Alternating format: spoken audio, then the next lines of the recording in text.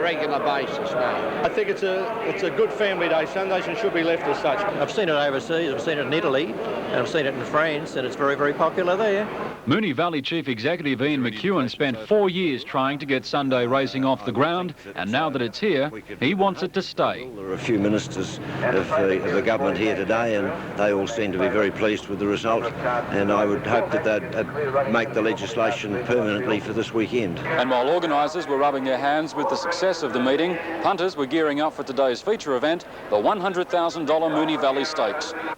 Sydney Colt Imperial Baron was race favourite, while the Bart Cummings trained Broad Reach was also out to avenge a poor run in the Ascot Vale Stakes. Then Elvakiro, and Broad Reach is far too good. Broad Reach has won it by 2 lengths. Elvakiro second, a neck away third, Imperial Baron. Broad Reach, ridden by Craig Dinn, started at 11-2 from Alvaquero at 33s and Imperial Baron 7-4 favourite. Back in form now, and his next run will be the Caulfield Guineas. And the Moonee Valley Daily Double for numbers 4 Broad Reach and 1 Captive Van paid $18.15. Bit of a shock in a big race, but was the day a success? Yeah, it was really good, Stephen. Some great racing here. We saw the top jockeys all around Australia. And as you said, a bit of an upset in the Moonee Valley Stakes, the $100,000 race. Broad Reach winning the 11-2 chance from the Bart Cummings stable. The favourite Imperial Baron 7-4, relegated to third, and Broad Reach is now being set for all the big races, including the Cox Plate. The first of the replay races is the Moon Handicap. Now, last year, Black Knight, who was the current Melbourne Cup winner, defeated What a Nuisance in this race, who went on to win the Melbourne Cup. I doubt whether Gold Deck will win the Foster's Melbourne Cup this year, but he was impressive today. Before the turn, Gold Deck kicked away. He looks to have it well won. He's 2 to Under Oath. 2 to Hepburn, a length to Claudson, and then Wholesome into the straight. Gold Deck going strongly, more than a length and a half in front of Under Oath under the whip. 3 lengths away, Hepburn, and then Claudson and Wholesome. But Gold Deck, this chestnut's got it well won. He's 3 lengths to Under Oath and 5 to Hepburn. And the favourite draws away to win about 3 lengths Gold Deck from Under Oath. 6 lengths away, Hepburn, Claudson, Hollinger. Then Wholesome. Gold Deck at 6-4 and favourite. He had already won the Norman Robinson and the Bendigo Cup. He's a most useful horse. The big one of the day, Cassidy went very hard early on Imperial Baron. Broad Reach never on the track, an outstanding performance. Elvakiro tries to get level with Imperial Baron. Broad Reach 4 wide coming at them.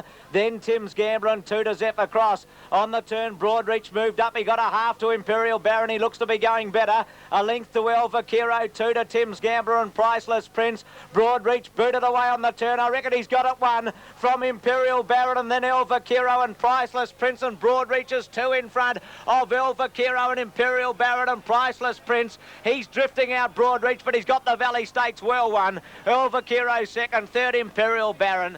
You've had some great ones over the years. Do you want to compare him with some of the good ones? Well, I hope he's as good as Taj Rosser. He won this race and won the Cox Plate and the VRC Derby, and he kept going, didn't he? It was, I don't know if that will ever occur again, but this horse probably is a brilliant staying type horse I've had since him. What do you think of Sunday racing, Bart?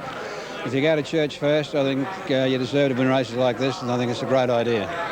Good on you, Bart Cummings. 11-2 Broad Reach, Elvakiro 33's Imperial Baron 7-4, and Crackers Keenan owned the fourth horse, Priceless Prince, a good run. The quaddie today on the combination of 3, 4, 9 and 1 paid $404.65.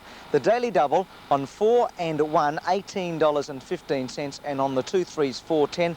2 other bits of news. Mark Johnson, the popular apprentice from Cranbourne, is still unconscious, but in a stable condition after falling at Bairnsdale. He's in the Royal Melbourne Hospital. We've really got our fingers crossed for Mark, and let's hope he's okay. Darren Gauci yesterday was suspended by Sydney stewards until October the 11th, so Darren in the wars a bit at the moment. So that's it from racing. Michael Clark again had a good day. So Stephen, back to you, and tell Robert Dearpier Domenico, we're about to have a problem out here. I'm in the dark. He was just great yesterday. You are having a problem, Bruce, but thanks very much. Bruce McAvaney at Moonee Valley. Now to this week's 6 from 38. And the VRC